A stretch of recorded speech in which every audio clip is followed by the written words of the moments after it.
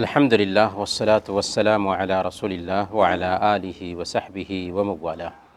محترم بھائیوں اور بزرگوں، السلام علیکم ورحمۃ اللہ وبرکاتہ۔ فجر کے بعد کی اس مجلس میں ہم نے قرآنی قصوں کا سلسلہ شروع کیا ہے، اور آج ہم حضرت نوح علیہ السلام کا قصہ سنیں گے۔ حضرت نوح علیہ السلام عظیمت والے رسولوں میں سے ایک ہیں۔ حضرت آدم علیہ السلام کی اولاد 10 سینچری تک، 100 سال تک ایک دین پر قائم رہی، توحید پر قائم رہی، لیکن حضرت نوح علیہ السلام کے زمانے میں 5 نیک لوگ تھے: ود، سواع، یغوث، یعوق اور نصر۔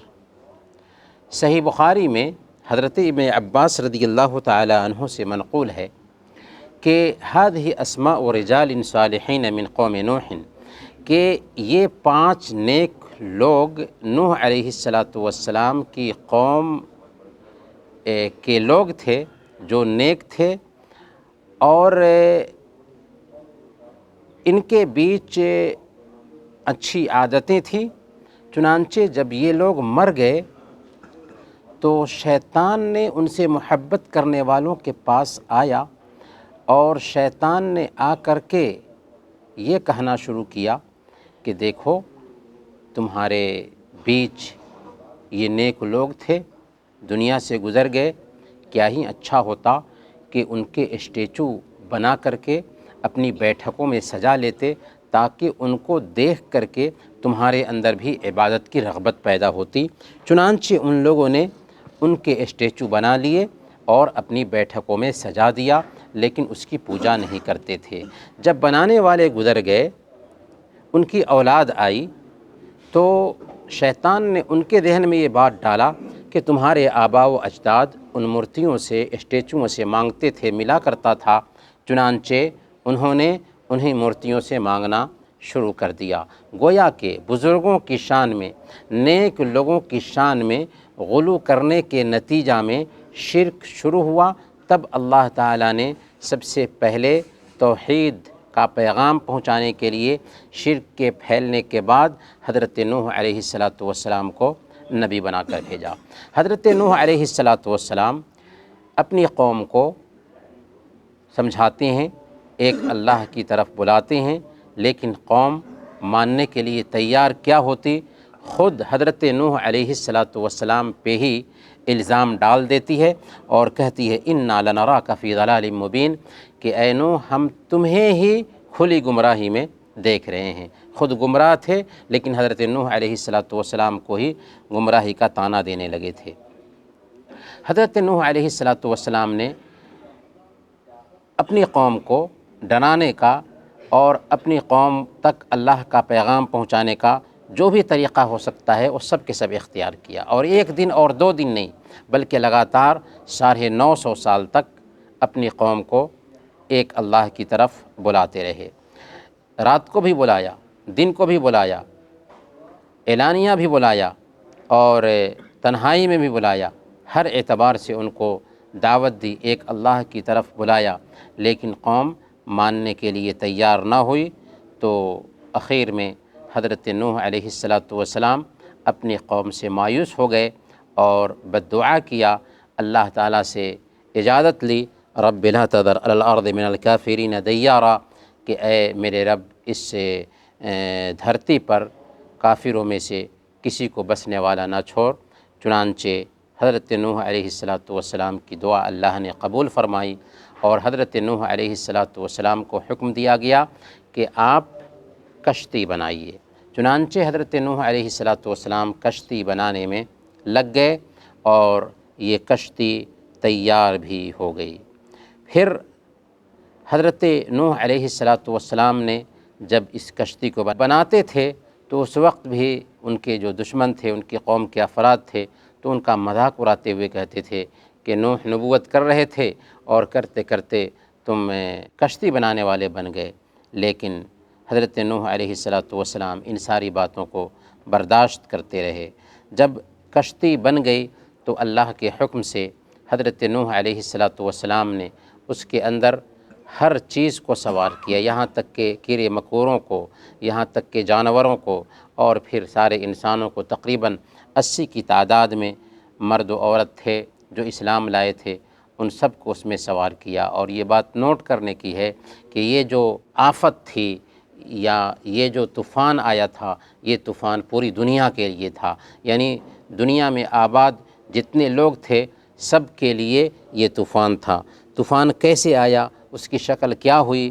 اللہ رب العالمین نے زمین کو حکم دیا، زمین سے چشمہ اول پڑا، آسمان کو حکم دیا، آسمان سے بارش ہونے لگی، اتنا پانی آیا، اتنا پانی آیا کہ اس پانی میں کشتی چلنے لگی، اور پھر جتنے لوگ تھے سب کے سب ڈوب گئے۔ اسی بیچ حضرت نوح علیہ السلام نے اپنے بیٹے کو دیکھا جو ان کی کشتی سے باہر تھا، تو حضرت نوح علیہ السلام نے بیٹے سے کہا، یا بنی ارکب معنا ولا تکن مع الکافرین، بیٹا ہمارے ساتھ سوار ہو جا اور کافروں کے ساتھ نہ رہو۔ لیکن اس نے کہا کہ میں پہاڑ پر چڑھ جاتا ہوں، بچ جاؤں گا، پر ایک موج نے اسی وقت اس کو اپنے گھیرے میں لیا اور سب کے سب ڈوب کر مر گئے۔